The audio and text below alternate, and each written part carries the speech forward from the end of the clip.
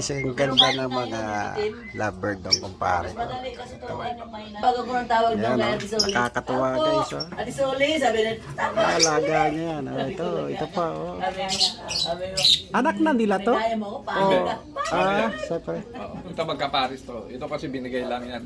Mahal Ito. na pero malas daw yun eh. Nawalang kaparis, malulungkot siya. Yung isa naman, dumapo lang sa akin. Mahal yan. Ayan, picture mo. Ayan. Ayan. Ang ganda, oh. Ayan.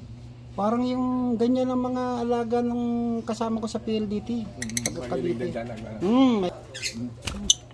Leksyo. Wag na at ma-stress sila. Ito, palabasin natin yan dito. Sige, Ang ganda! yan. Wow, ganda ng blue! Oh, ang ganda. Ay, na-stress sila. Hayaman na, Rodi. Ito pa, oh. Alaga ng kumpare ko. Ang ganda, oh. Ay, bala ko mag-alaga rin yan.